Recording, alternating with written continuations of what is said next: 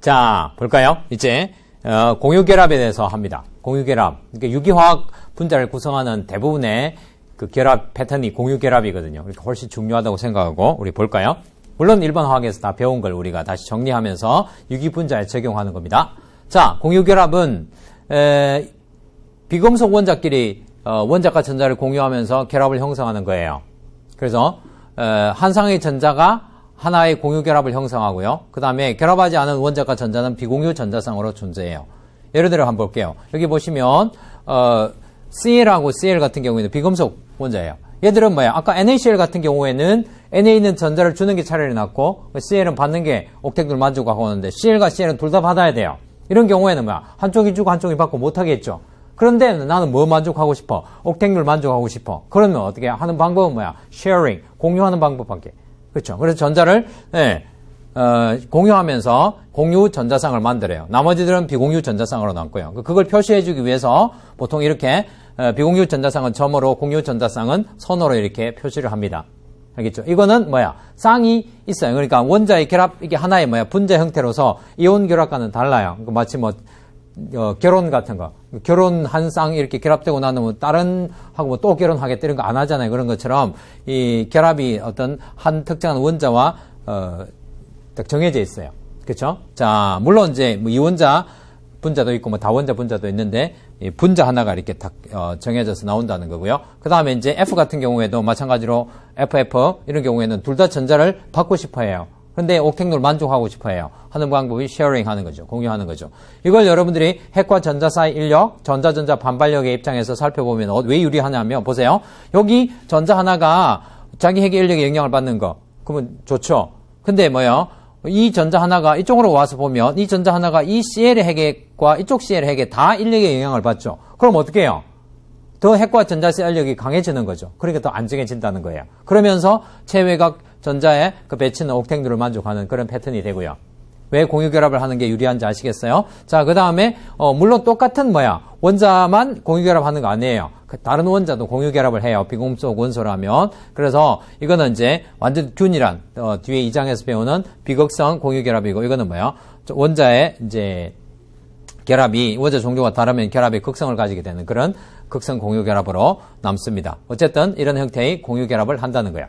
됐죠? 자, 그래서 이제 요걸 아까 말씀드렸듯이 선을 보통 공유 전자쌍으로, 그 다음에 점으로 나와 있는 걸 비공유 전자쌍. 보통 분자에서는 하나만 있는, 쌍 말고 하나만 있는 경우는 그렇게 많지 않아서 일반적으로 공유 전자쌍, 비공유 전자쌍, 혹은 결합 전자쌍, 비결합 전자쌍 이렇게 해서 우리가 표시를 합니다. 자, 그렇게 인식하시고, 그 다음에 이제 공유결합에서 다시 이제 두 가지 살펴보면 다중결합이라고 해서 단일 결합만 있는 것이 아니고 이중결합, 삼중결합 이런 패턴들이 있어요. 그래서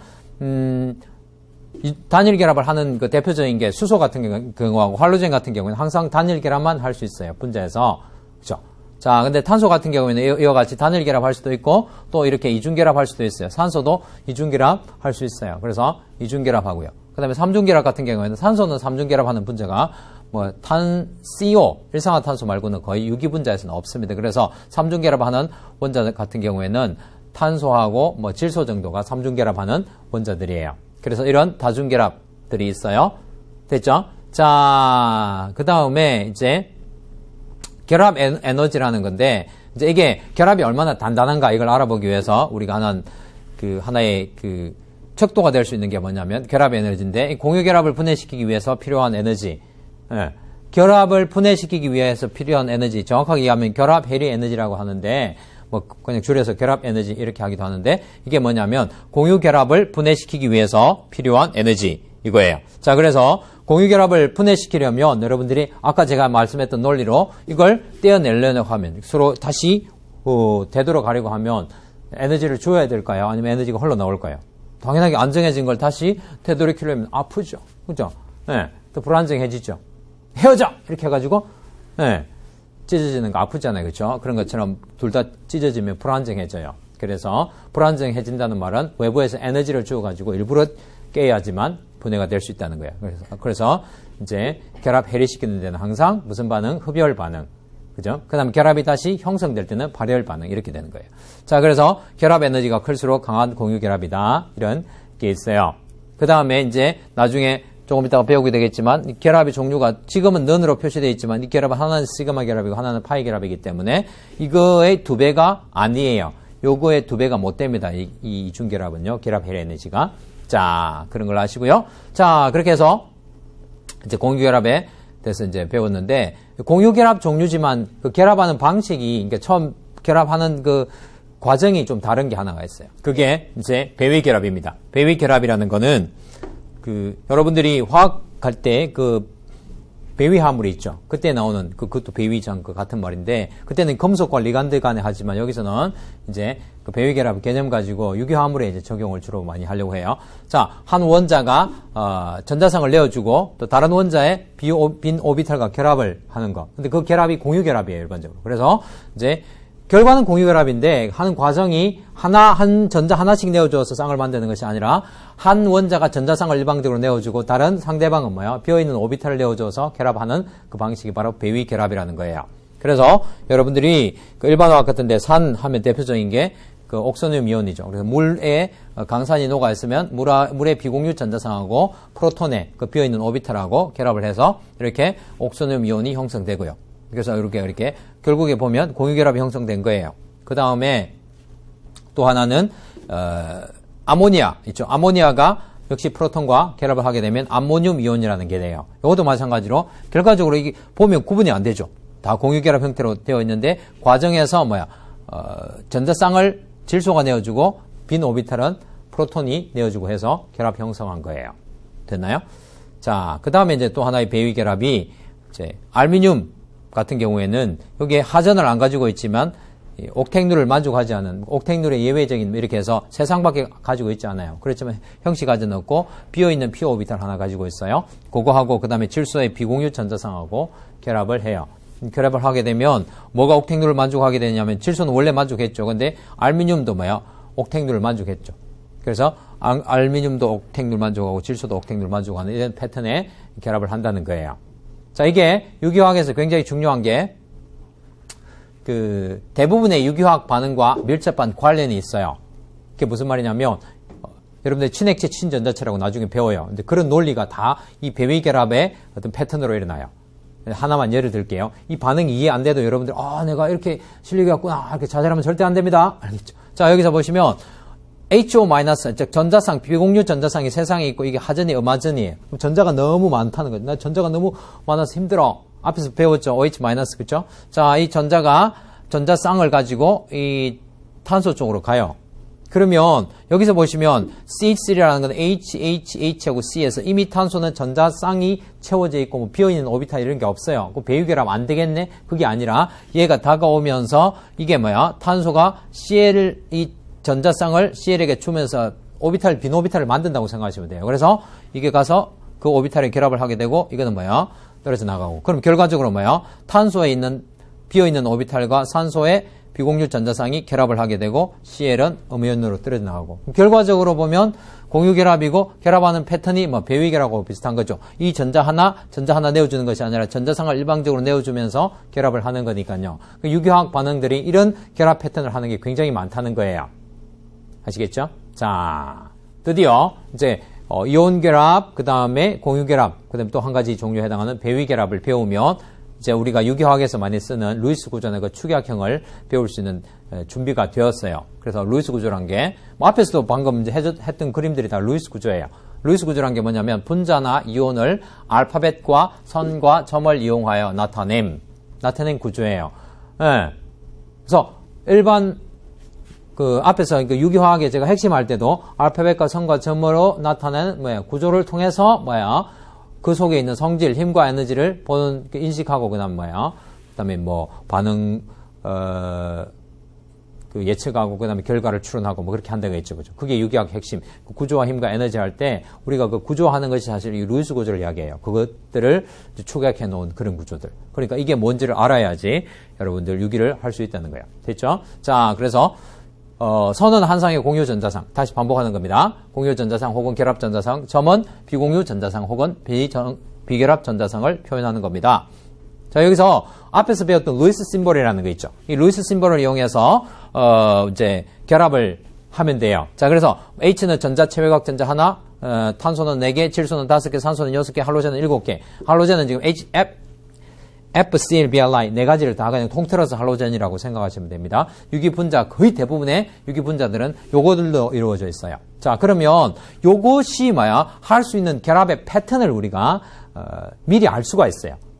아까 결합은 3중 결합까지밖에 못 하거든요. 그래서 이제 가능한 결합 패턴은 보시면 H 같은 경우에는 하나밖에 못 하죠. 왜냐하면 전자쌍 한 쌍을 해서 결합 전자쌍 한 쌍 만들 수 있기 때문에 결합선이 하나밖에 안 나오고 비공유 전자쌍 이런 게 있을 수가 없어요. 탄소 같은 경우에는 결합을 4개를 할 수가 있죠. 4개가 모자라니까 나머지 것 전자 4개하고 결합해서 이렇게 각각 다른 원자끼리 결합하는 이런 단일 결합 4개를 할 수 있는 반면에 또 이중 결합 하나 하고 그 다음에 단일 결합 하나 하는 이런 패턴도 있죠. 그 다음에 또 뭐가 있을까요? 이중결합을 2개 할 수 있는 것도 결합이 4개 나오죠. 이중결합을 2개 할 수 있는 그런 패턴도 있어요. 그 다음에 마지막에 어떻게 해요? 3중결합 하나 하면 단일결합 하나 생기겠죠. 그렇죠? 이 루이스 구조가 굉장히 유익한 거예요. 자, 그 다음에 질소 같은 경우에는 이렇게 비공유 전자쌍으로 분자 형태에서는 항상 하나가 남아있어요. 그러면 3개의 뭐가 있어요? 그 단일결합을 형성할 수가 있어요. 그러면 만일에 2개의 이중결합을 형성하면 하나는 단일결합으로 남겠고 결합 3개를 할 수 있으니까 3중결합도 만들어질 수 있겠죠. 그럼 산소로 오면 전자쌍이 비공유 전자쌍 2쌍이 남게 돼요. 그러면 결합 전자쌍도 역시 2쌍이 되겠죠. 그러면 케이스는 2가지밖에 없어요. 이렇게 단일결합 각각 하나씩 하든지 아니면 이중결합을 하든지. 그 다음에 여기서 할로젠 같은 경우는 수소와 마찬가지로 전부 다 단일 결합밖에 할 수 없어요. 왜냐하면 체외각의 전자가 7개 있는데 하나 받아들여서 그것으로 그냥 단일 결합 하나 하고 옥택들 만족하기 때문에. 그래서 유기화학 물질은 요걸 조합하면 바로 유기화학 물질이에요. 몇 가지 안 되겠네. 그죠? 조합해봤자. 그런데 유기화학 물질은 수천만 가지, 수억 가지. 무한대의 유기화학 물질을 만들 수 있어요. 왜냐하면 이 탄소 하나가 탄소만 해도 탄소가 엄청나게 많은 탄소 결합을 형성할 수 있기 때문에 요것만 가지고 해도 무한대의 결합을 만들어낼 수 있어요. 그죠? 근데 이제 결합 패턴이라는 게 있기 때문에 어떤 게 반복되는 거지 요 패턴 하에서 다 이루어진다고요. 이해되셨죠? 자, 그래서 교재에 보시면 뭐가 나오느냐면 구조의 간단한 표현에서 루이스 구조 그리는 법이 나와요. 그래서 일반 화학 시간에 루이스 구조 그리는 법을 대부분 하셨어요. 그래서 이제 유기화학의 복잡한 탄소나 질소나 산소 이걸 이제 이 패턴 가지고 적용하는 훈련을 좀 하시면 됩니다. 알죠? 간단히 이제 연습을 해보면, 한 개의 C와 4개의 H 하면 그러니까 보통 8인 많이 나오는 거, 결합이 많이 나오는 걸 중심에 두고 하면 이건 당연하게 해결돼요. 왜? 한 개의 C를 중심에 두고 4개의 H를 결합시키면 옥택률 만족하고 수소는 헬륨, 이전자 규칙에 만족하는 그런 형태로 결합을 그릴 수가 있고, 그 다음에 2개의 탄소와 4개의 H, 이런 거는 탄소 2개 있고 H는 결합 하나밖에 없으니까 탄소와 탄소는 반드시 연결돼야 되겠죠. 그러면 할 수 있는 패턴이 요거밖에 없어요. 알겠죠? 그 다음에 한 개의 탄소와 한 개의 산소, 4개의 수소 이렇게 하면 그걸로 하나의 분자를 만들어 하면 탄소를 중심에 두고 산소를 역시 하나를 탄소와 결합시켜야 돼요. 왜냐하면 산소는 결합 2개 할 수 있기 때문에 CO 결합을 해놓고 보면 나머지들을 전부 H로 채우면 이렇게 4개의 수소하고 그 다음에 한 개의 C하고 한 개의 O하고 메탄올 하는 이런 구조가 되겠죠. 이렇게 해가지고 체외각 전자수 세고 그 다음에 그것이 결합할 수 있는 패턴들을 생각하고 이렇게 하면 보통 이제 감을 잡을 수가 있어요. 그래서 이제 이렇게 하고, 그 다음에 이제 다양한 루이스 구조로 넘어가서 이제 몇 가지 종류들만 샘플로 제가 내놨어요. 유기분자들 대부분인데, 자, 이게 메테인, 탄소, 단일 결합을 이루는 거, 그 다음에 탄소는 또 이중 결합 이루고 있는 것도 있고, 3중 결합 이루고 있는 거 있죠. 그리고 이 3중 결합 옆에 또 탄소 단일 결합이 있어요. 나머지들은 전부 H로 되어 있는 거. 그 다음에 여기서 이제, 질소 같은 경우에는 단일 결합, 그러니까 탄소하고 연결되어 있으면 탄소도 여기 단일 결합할 수 있겠죠. 그럼 탄소하고 만약에 이중 결합하면 질소는 단일 결합은 하나밖에 없고 탄소는 단일 결합 2개 할 수 있고 질소 비공유 전자쌍 하나 있고요. 그 다음에 질소가 3중 결합하게 되면 더 이상 질소는 단일 결합은 없고요. 그 다음에 탄소는 나머지 단일 결합을 하나 할 수 있어요. 자, 그 다음에 산소 같은 경우에는 2가지 패턴밖에 없다고 했죠. 이렇게 단일 결합하는 케이스하고 이중 결합하는 케이스하고 이해되죠. 자, 그 다음에 요건 양쪽으로 이중결합 나오는 거. 혼성을 배우게 되면 요 CO 혼성의 C하고 요 C하고 혼성이 다릅니다. 그거는 우리가 혼성 오비탈에서 우리가 할 거예요. 그 다음에 이제 다양한 루이스 구조. 마지막으로 이제 할로젠 같은 경우에는 전부 뭐예요? 단일 결합밖에 못하니까 다 단일 결합으로 형성되어 있어요. 됐죠? 이런 루이스 구조들을 우리가 다양하게 그릴 수가 있다는 거예요. 됐나요? 그러면 실제 분자들이 이런 이제 원자들의 조합으로 이루어져 있는데 여러분들이 여기서 보시면 분자들이 전부 다 이렇게 납작하게 이렇게 다 칠판에 누워 있을까요? 빈대떡처럼? 아니죠. 여러분 생각해 보세요. 그죠? 오비탈이라는 게 구형으로 생기고 뭐 R형으로 생겼는데 이렇게 안 돼 있겠죠. 그러면 이 루이스 구조에서는 뭘 할 수가 없어요? 실제 입체 모양, 그러니까 실제 구조를 연상을 할 수가 없죠. 그래서 하나의 개념이 더 추가되어야 되는 거예요. 이 루이스 구조에서 입체를 연상하는 개념이 바로 뭐냐면 VSEPR, Balanced Shell Electron Pair Repulsion Theory. 네, 모델이에요. 그래서 VSEPR 모형, 그러니까 Balanced Shell Electron Pair, 그러니까 원자과 전자, 분자에 있는 원자과 전자들은 repulsion, 반발한다는 거예요. 반발. 그럼 여러분들이 반발한다는 그 개념이라는 거는 자 어떻게 돼요? 반발하는 거는 좋은 거야, 안 좋은 거야? 불안정한 거죠. 그거는 반발을 좋아할 거예요, 싫어할 거예요? 반발을 최소화를 하겠죠. 그런 어떤 디자인가 있는 것을 이용해서 입체 구조를 연상하는 거예요. 그래서 분자 입체 구조를 예측하는 모형으로 전자 반발의 원리. 즉 전자는 반발하는데 중심 원자에 존재하는 전자상들은 반발을 하는데 그 반발을 최소화하려고 해요. 그래야지 자연은 안정해지니까. 네. 그쵸? 어떤 거? 핵과 전자 사이력은 강해질수록 더 안정해지고 전자 반발은 더 줄여들수록 더 안정해지는 논리니까 VSEPR 논리는 반발력을 줄이기 위해서 자연이 가장 적절한 분자 구조를 취한다 이거예요. 그래서 최소화라는 기하학적 구조를 가져서 분자 입체 구조를 결정해요. 그러면 실제 분자하고 거의 유사한 모양이 나온다는 거야. 됐죠? 자, 그래서 결합선이 두 개 있는 거는 이 전자 쌍이 반발하려고 할 때 반발력을 줄이는 거는 가장 멀리 떨어져 있으면 되죠. 양쪽에 180도로 떨어져 있으면 되고요. 그 다음에 결합선이 3개가 있을 때는 나머지 없고 그냥 결합선 3개만 있으면 세 쌍의 전자쌍은 평면 삼각형 형태로 배열되는 것이 공간상에서라도 평면 삼각형이 가장 반발력이 적게 돼요. 그 다음에 이중결합이 있더라도 어떻게 돼요? 결합선이 3개로 이렇게 되어 있는 이런 구조들은 역시 평면 삼각형 형태의 구조를 취하고 있습니다. 물론 우리가 파이 결합을 배우면 지면 위아래로 파이 결합은 있긴 하지만 원자들의 그 결합된 배열 상태는 평면 구조에 속해요. 자, 그 다음에 이제 전자쌍이 4쌍이 되게 되면 4쌍은 우리가 정사면체 있죠. 그쵸? 그거 논리예요. 정사면체. 즉, 자연은 정사면체의 그 각 꼭지점에 존재할 때 그 결합 간의 거리가 가장 멀게 돼요. 전자쌍 간에 가장 반발력이 적게 돼요.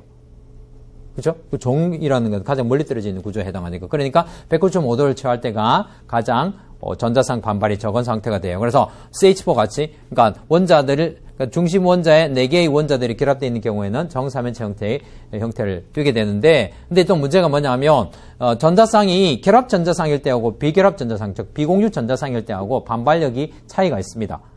여러분들이 인식할 수 있어요. VSEPR에서도 배우겠지만 뭐냐면 결합 전자쌍들은 핵과 핵 사이에 전자가 몰려있기 때문에 쉽게 말하면 부피가 적고 반발이 좀 덜해요. 그런데 비공유 전자쌍들은 상대방에 뭐가 없어요? 핵이 없죠. 핵이 없으면 이 전자쌍들은 자기들끼리 전자쌍들끼리만 있으니까 이 핵에서 멀어질수록 이렇게 더 퍼지려고 하겠죠. 그러니까 결합 전자쌍보다는 부피가 더 크다고 생각하시면 돼요. 그러면 옆에 있는 전자쌍하고 반발을 더 심하게 하겠죠. 그러면 반발을 더 줄이기 위해서 이 비공유 전자쌍 간의 반발력이 커지기 때문에 이게 109도를 넘어서려고 해요. 그러면 어느 하나를 더 결합각이 찌그러들겠죠. 쉽게 말하면. 그래서 결합 전자쌍들이 오히려 반발력이 이제 덜하기 때문에 각이 109도에서 더 줄어든다는 거예요. 그래서 비공유 전자쌍 한 쌍 있으면 107도로 줄어들고 결합 전자쌍이요. 그 다음에 두 쌍 있으면 결합 전자쌍들은 각이 104도로 줄어든다는 거예요. 알겠죠? 자, 그래서 입체 구조라는 것은 보통 원자의 그 어떤 입체를 이야기했기 때문에 요거는 입체가 정사면체 형태로 하고 요거는 삼각 피라미드 형태로 하고 요거는 전자쌍 4개를 하면 사면체라고 하지만 실제로는 원자의 배열 상태는 구번선 형태로 하는 그런 배열을 가지고 있다고 이야기해요. 이해되셨나요? 자, 이렇게 하면 멋지다. 그러면 루이스 구조 딱 보고 VSEPR에 내공을 넣으면 뭐가 되죠? 입체 구조까지 연상이 돼요. 그런데 루이스 구조가 사실 만능은 아니야. 왜냐하면 한계가 있어요. 첫 번째가 뭐냐면 결합 모양의 한계가 있어요. 그게 무슨 말이냐면 실제로 우리가 이 모델, 루이스 모델이란 걸 선과 점으로 가져와 버렸어요. 오비탈에서. 그래서 뭐야? 오비탈이라는 거는 사실 뭐 S 오비탈, P 오비탈 뭐 그런 거에 어떤 연상을 해야 되는데 그냥 뭐야? 결합 모양, 선, 뭐 점 이런 식으로 표현되어 있기 때문에 실제 오비탈과 연상이 잘 안 되는 게 있어요. 그 다음에 시그마 결합과 파이 결합 구분 못해요. 는 해놓고 하나는 시그마 결합, 하나는 파이 결합. 지식이 없는 사람, 즉 오비탈의 지식이 없는 사람은 그 도대체 이거 어떤 차이를 인식할 수 없어요. 알겠죠? 자, 그 다음에 이제 또 결합거리의 설명의 한계. 그래서 뭐 결합거리가 실제로 오비탈이 뭐 S 오비탈과 P 오비탈, sp3, sp2 오비탈에 따라서 결합거리도 다르고 그거에 따라서 에너지도 다르고 그런데 루이스 구조 자체만 가지고는 사실 결합거리 설명의 한계가 있어요. 그 다음에 이제 가장 치명적인 게 이거예요. 한 개의 루이스 구조를 설명이 안 돼요. 이 하나 루이스 구조 그려놨는데 이게 뭐야? 실제하고 너무 안 닮았어. 이런 게 있어요.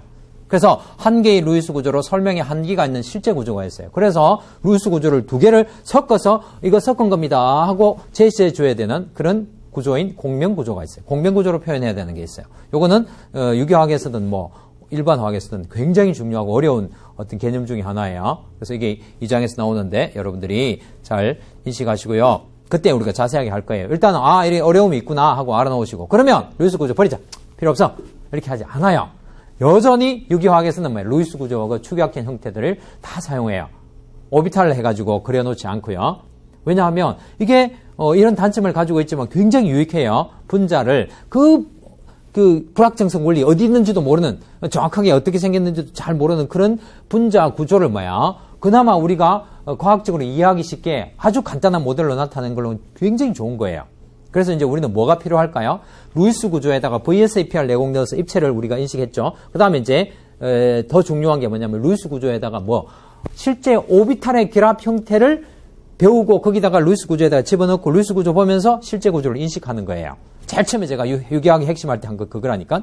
구조와 힘과 에너지 할 때 그 구조라는 거 루이스 구조를 통해서 즉 알파벳과 선과 점으로 나타나 있는 그 구조를 통해서 실제 구조를 인식하라는 거예요. 그 과정을 지금 할 거예요. 알겠죠? 굉장히 중요합니다. 자, 그래서 그럼에도 루이스 구조 혹은 축약형을 사용하고요. 자, 오비탈 모형을 적용한 분자 형성과 루이스 구조의 관계를 이해하면 된다는 거예요.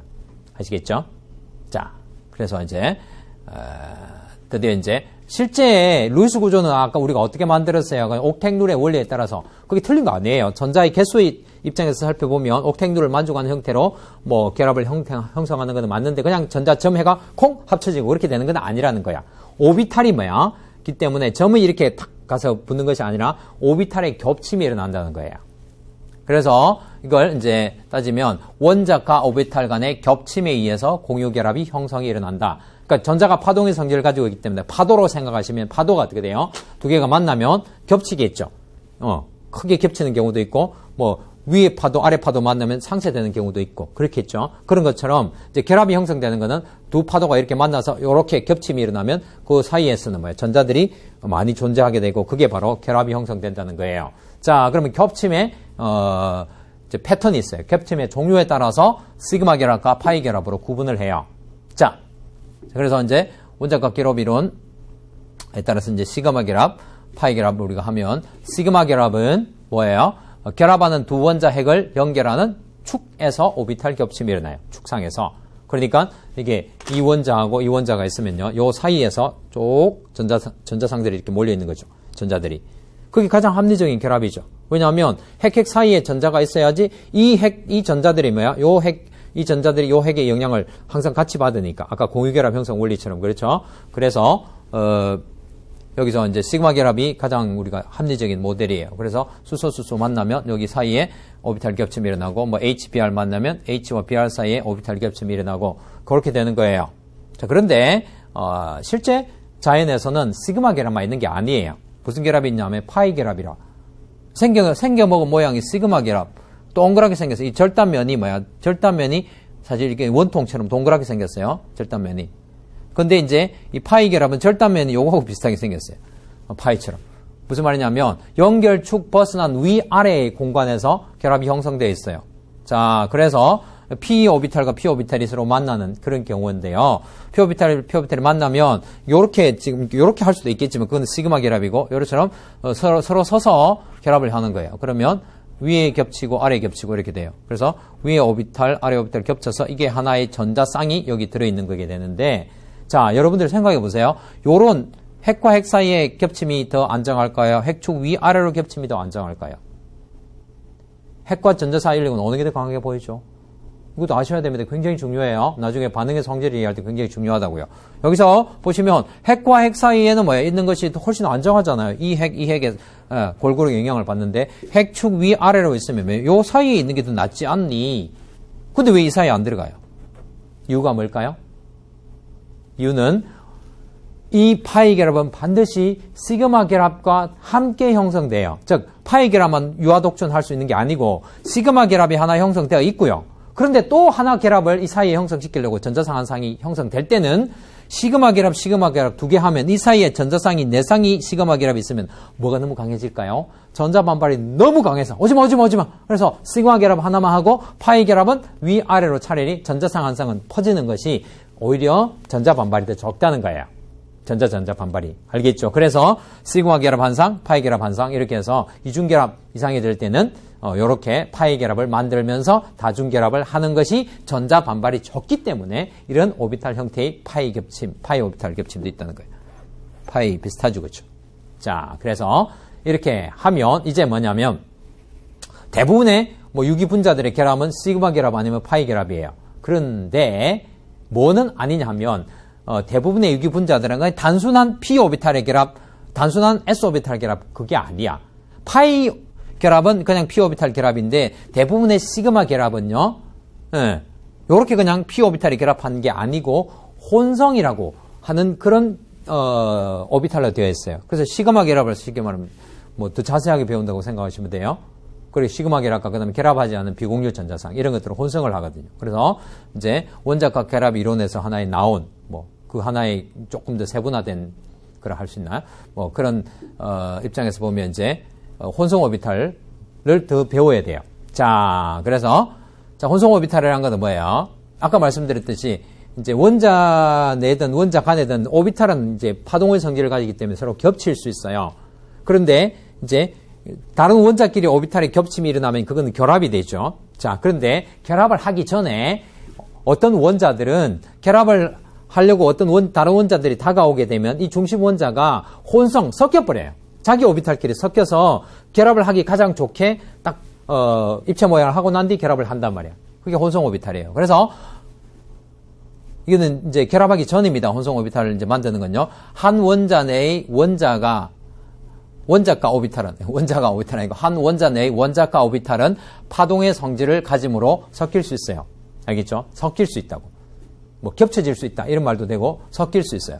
섞이면 결합을 위해서 S하고 P 오비탈이 섞인다는 거예요. 그러니까 지금 우리가 하는 게 C, N, O, F 이런 것들이 주로 혼성 오비탈 주로 많이 하기 때문에 우리가 유기화학에 쓰겠죠. 이제 그거 중심으로 생각하면 ES하고 EP 오비탈이 섞이는 거예요. 자, ES하고 EP 오비탈, P 오비탈을 섞여서 혼성 오비탈을 형성해요. 자, 오비탈이 섞인다는 걸 어떻게 섞이는데 어떻게 밀가루 섞듯이 섞이나요? 그런 게 아니고 파동은 뭐예요? 요렇게 S 오비탈 요렇게 생겼고 P 오비탈 요렇게 생겼는데 요런 색깔이 다른 건 위상이란 거예요. 위상. 그러니까 파동의 성격이 위로 파동, 아래로 파동 이런 게 있잖아요. 골이 있는 파동도 있고 위에 이게 마루를 합니까? 하여튼 이 골짜기하고 산 등성이하고 이런 형태의 파동이 있잖아요. 그런 파동 두 개가 뭐야?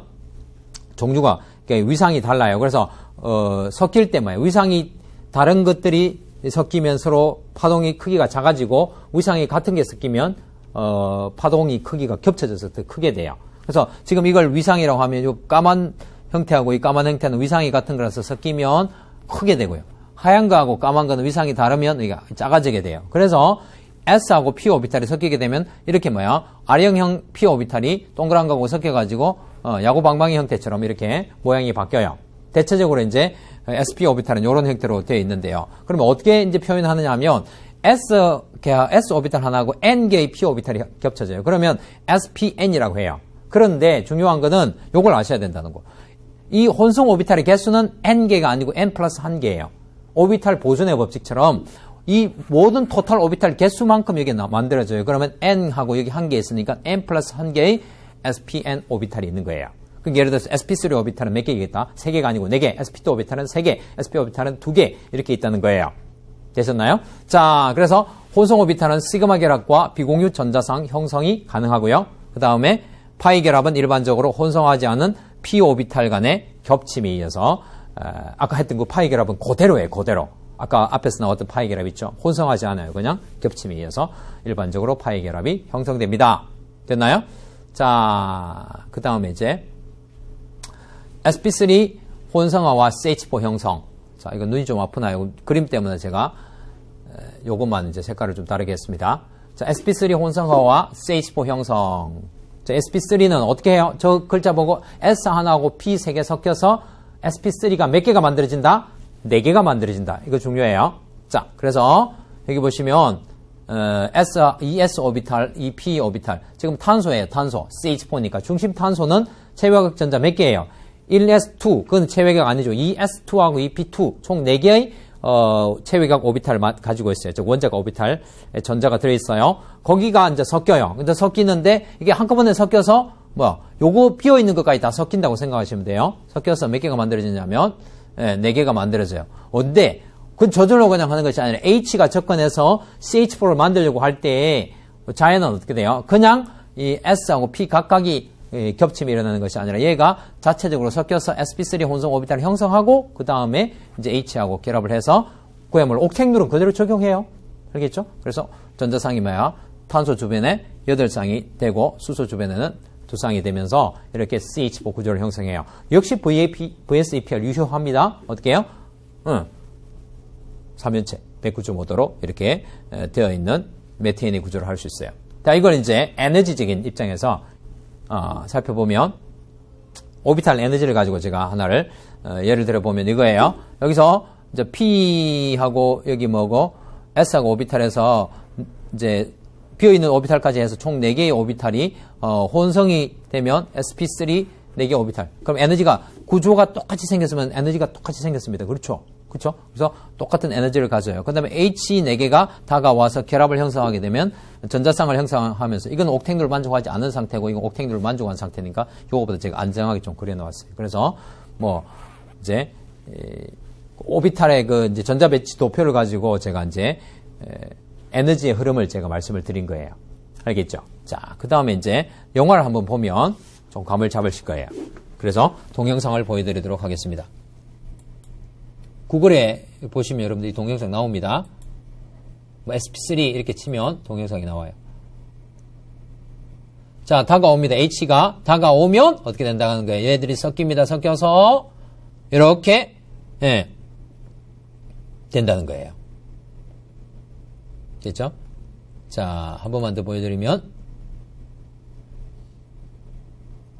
이제 C가 있습니다. 다가옵니다. 다가오면 섞입니다. 섞입니다. 섞입니다.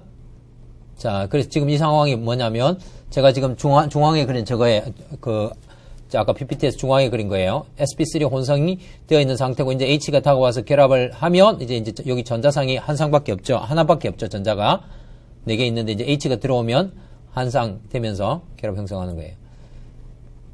자, 가주세요. 재생해 주세요.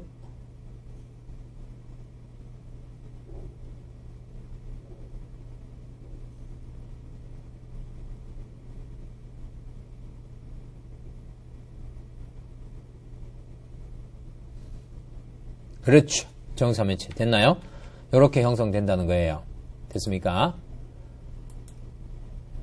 다시 그 다음에 이제 자, 그러면 이제 이걸 확장해서 뭐 CH4는 가장 간단한 유기분자를 할 수 있죠. 그 유기물질은 탄소들이 굉장히 많이 결합되어 있어요. 그래서 이걸 탄소 2개는 어떻게 될까?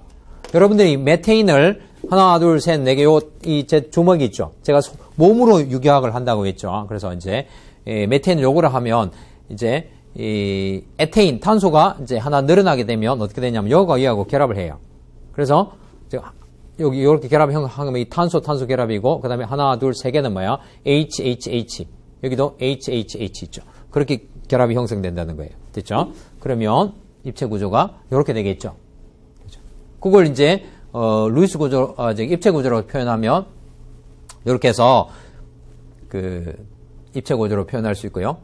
그 다음에 이제 루이스 구조로 표현하면 이렇게 돼요.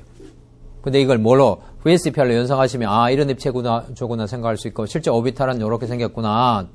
그죠? 이게 실제에 가장 가까운 거예요. 그 다음에 이제 줄여요. 여기 루이스 구조를 확 줄여가지고 선 다 없애버려.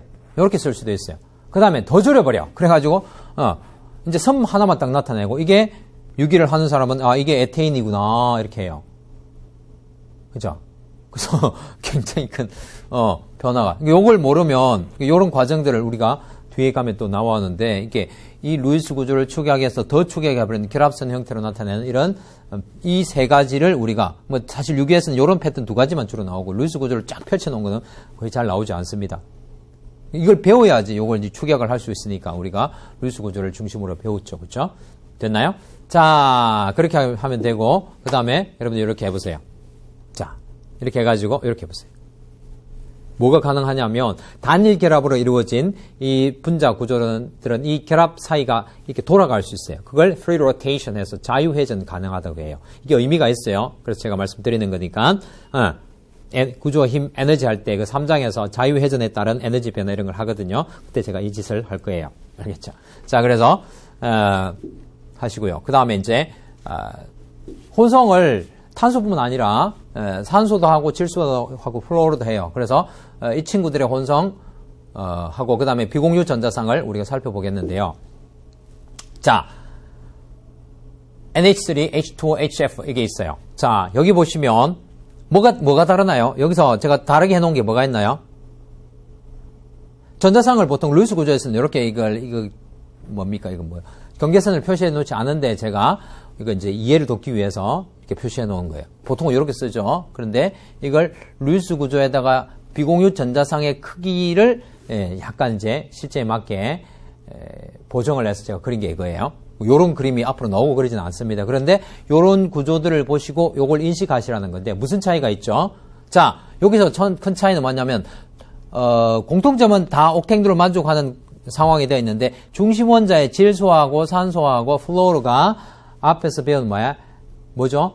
전자 친화도 그다음 뭐예요? 이온화 에너지. 나중에 가면 이게 이제 하나로 묶어서 전개 음성도라는 건데 이온화 에너지나 전자 친화도가 크죠. 즉 핵 양성자 숫자가 갈수록 증가되기 때문에 어쨌든 결합 전자쌍이든 비결합 전자쌍이든 다 잡아당겨요. 자기 쪽으로. 어느 게 제일 많이 당긴다고? F가 제일 많이 당긴다고요. F를 보면서 그렇게 인식하시라고. 자, 그러면 어떤 결과가 벌어지냐면 이 질소의 비공유 전자쌍보다는 플로르의 비공유 전자쌍이 핵 쪽으로 더 많이 잡아당겨지겠죠. 일로 와! 일로 해가지고 핵 양성자 숫자가 이건 9개고 8개고 7개니까. 그렇죠? 그래서 비공유 전자쌍이 다 상태가 달라요. 여러분들 크기가 다르거나 모양이 다르면 에너지가 같을까 다를까?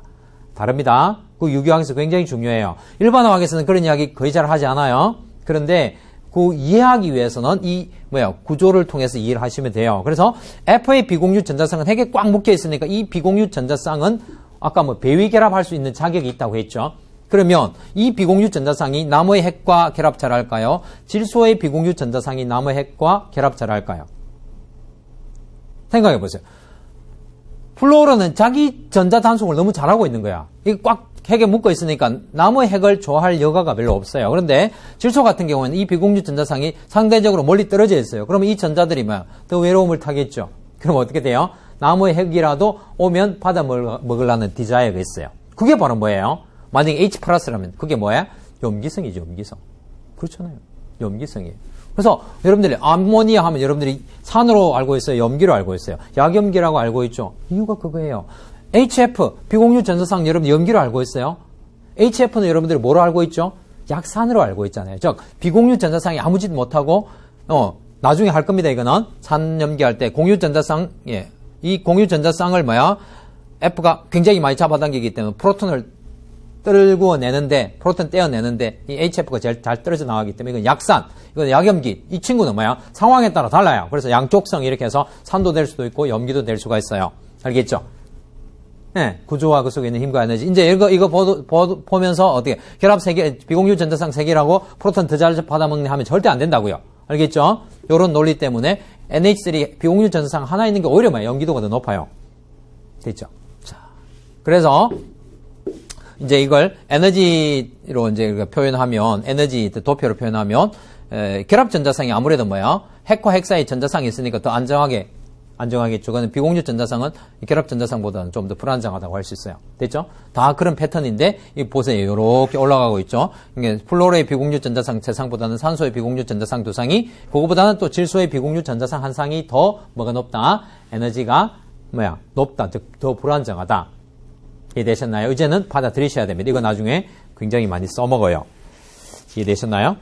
자, 그래서 여러분들 지금 이제 22페이지를 하고 있습니다. 그래서 예습해 놓은 거기는 읽어보시고 알아먹으면 오케이 하고 잘 모르겠으면 뒤에 나중에 반응해서 구체적으로 또 4년기에서 많이 나오니까 예습하는 거는 하실 분은 하고 안 하실 분은 그냥 넘어가시면 됩니다. 이해되셨죠? 자, 그 다음에 2번 sp2 혼성이에요. sp2 혼성. 자, 에텐의 sp2 혼성이에요. sp2 혼성은 자, 이 글자 보고 어떻게 한다고 S1하고 P 2개하고 해가지고 3개의 sp2 혼성이 만들어진다. 이거는 아셔야 된다는 거예요. 자, 그래서 아까 논리를 그대로 하면 S1하고 P 3개 있는데 그 중에서 하나는 제외해놓고 2개가 섞여서 S하고 섞인다는 거네요. 그렇죠. 하나는 그대로 남겨놓아야 되겠죠. 그래서 이것도 H가 이제 적반할 때 그렇게 되는 거예요. 자, 그러면 어떻게 되느냐 하면 여기서 보세요. 이 PG 하는 거 있죠.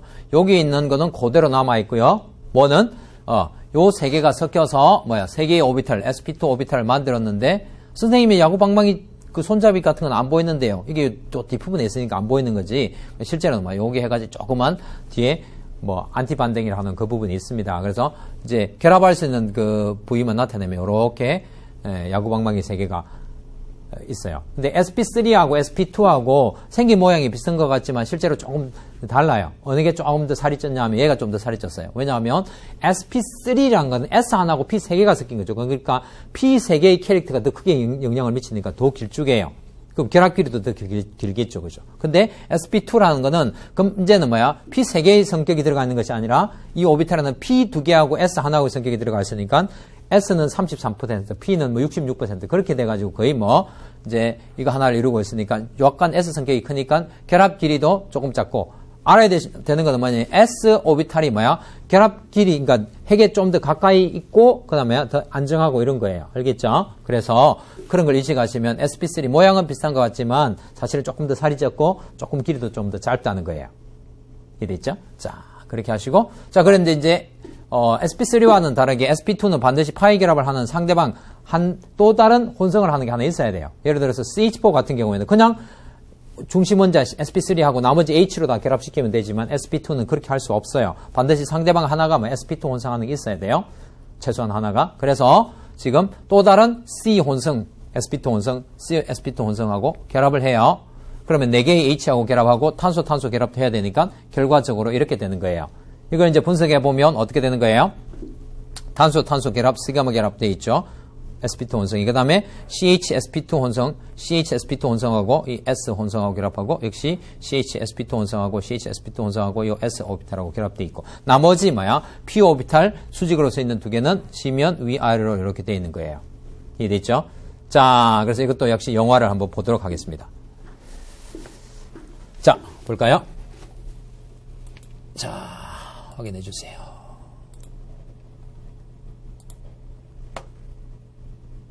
주위에 이제 H가 다가옵니다. 이렇게 이제 다가오면서 탄소가 sp2 혼성 오비탈로 바뀌면서 이제 결합을 하는 거예요. 짠! 됐죠? 자, 이 구조가 어떻게 생겼는지 아시겠죠? 이렇게 생겼어요. 이렇게. 감 잡힙니까? 입체 구조 이해가시죠? 다시. 이게 왜 나옵니까? 한 번만 더 해볼게요. 가세요. 가주세요. 그냥 탄소 원자 상태로 했을 때는 S 오비탈, P 오비탈 안 섞이는데 4개의 수소가 다가오면서 이렇게 중심 원자가 혼성되면서 시그마 결합, 파이 결합 형성되고 우리가 말하는 에텐의 구조가 형성되는 거예요. 이해되셨죠? 자, 오케이. 이렇게 하시면 이해되시죠? 자, 그러면 이 입체 구조는 제 몸으로 표현하면 어떻게 될까요? 자, 보세요. 제 입체 구조를 제 몸으로 표현하면 머리가 탄소, 그 다음에 엉덩이가 탄소, 그래가지고 확 누워버리는 거예요. 알겠죠? 요 구조가 지금 누워있고 배 위로 파이결합, 등 아래로 파이결합이 있는 거예요. 제가 공간에 뭐 마술사가 저를 띄워넣었다고 칩시다. 그러면 제가 팔, 다리, 네 개가 요거, 하나, 둘, 셋, 네 개가 되고, 이게 시그마 결합, 중심에 시그마 결합, 지면 위, 아래로 파이 결합이 있는 거. 그러니까 여러분들이 차라리 내 몸으로 인식을, 제가 여기로 세가 있으면 어떻게 돼요? 이게 정상적인 sp2 혼성을 하고 있는 원자의 골격 구조예요. 하나, 둘, 셋, 넷, 다섯, 6개의 원자가 한 평면에 있고, 지면 위, 아래로 파이 결합이 존재하는 거예요. 그래서 아까 여기 시그마 결합 같은 거 하나만 있으면 이렇게 자유회전이 되는데 요거는 자유회전 되면 될까 안 될까? 아니 돼요. 아니 돼요. 하는 거. 왜냐하면 여기에 파이 결합이 뒤틀려 버리면 p 오비탈 겹침이 탁 꿰져 버려요. 그렇게 되기 쉽지 않아요. 화학 반응이 아니면 안 일어난다고. 그래서 자기가 혼자 보통 분자 상태로 있을 때는 절대로 자유회전이 안 일어납니다. 그것도 역시 나중에 알켐 배울 때 할 거예요. 됐나요? 자, 그 다음에요.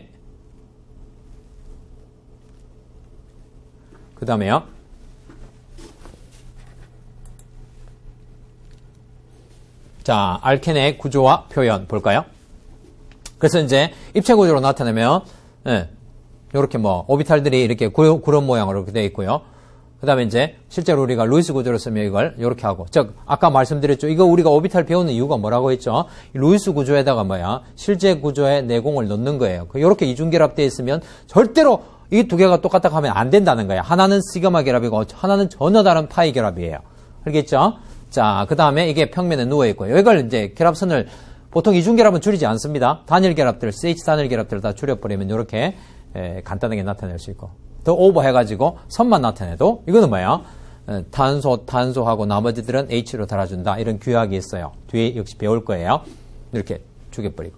자, 그 다음에 다양한 알켄들. 이거는 알켄 구조들 나중에 할 때 배울 거예요. 지금 이거 하나하나 다 입체 구조 이렇게 연상하시기는 쉽지 않아요. 그런데 여러분들 뭘 해보시냐면 이런 구조처럼 일단 다 CH 개수들을 다 표현해주고요. 옥탱들을 맞게 표현해주고 그 다음에 좀 더 구체적으로 하기 위해서 선까지 다 표현해주든지 이렇게 해보세요. 연습을 해보셔야 된다고. 계속 연습을 해보셔야지 이렇게 됐을 때 순간적으로 이게 CH3구나, CH2구나, CH구나, CH구나, CH3구나를 빨리 알 수가 있는데 연습이 안 되면 이거 보면 이거 뭐지 이거? 이거 뭐야 이거? 도형이 이상하네. 하나가 잘못 껐나 이렇게 하고 있단 말이야. 알겠죠? 유기화학은 도형과의 싸움 비슷하게 돼 있다고. 그죠? 그림 보고 실제 오비탈을 연상해야 된다는 거예요. 그렇죠. 자, 그렇게 해서 이제 마찬가지로 이제 탄소뿐 아니라 질소와 산소도 뭘 해요? sp2 혼성을 하죠. 근데 할로젠은 sp2 혼성하지 않겠죠. 왜냐면 이중결합을 만들어낼 수가 없으니까. 결합 하나밖에 못 하니까. 그렇죠? 그래서 이제 탄소와 질소와 산소의 sp2 혼성을 우리가 보면요. 자, 요 탄소 sp2 혼성이에요. 이중결합, 논이 나와 있는 게 있으면 이거는 이중결합 가지고 있고 이거는 sp2 혼성한다고 생각하시면 돼요. sp를 배우면 이런 것도 무조건 되는 거 아니고 양쪽에 또 이중결합이 있으면 이건 sp 혼성이 되게 되는데 그거는 조금 이따 할 거예요. 자, 그 다음에 이제 이런 경우에는 여러분들 sp2 혼성하는 거 다 찾아보세요. 뭐가 있나요? 탄소, 질소, 요 탄소, 네 가지가 sp2 혼성하는 원자들이죠. 그러니까 질소 같은 경우에는 비공유 전자상 한 쌍이 sp2 혼성의 어떤 형태를 하고 있는 거죠.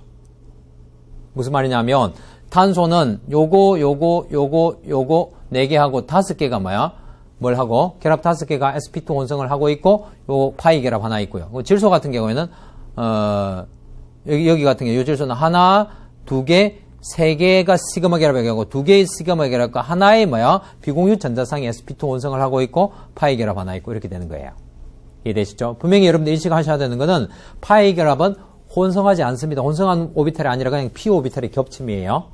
그렇죠? 그럼 여러분들이 이걸 딱 보시면 지면 위아래로 뭐가 있네? 붕 뜨가 있는 파이 결합이 있네. 여기도 있네. 그렇게 인식을 하셔야 된다는 거예요.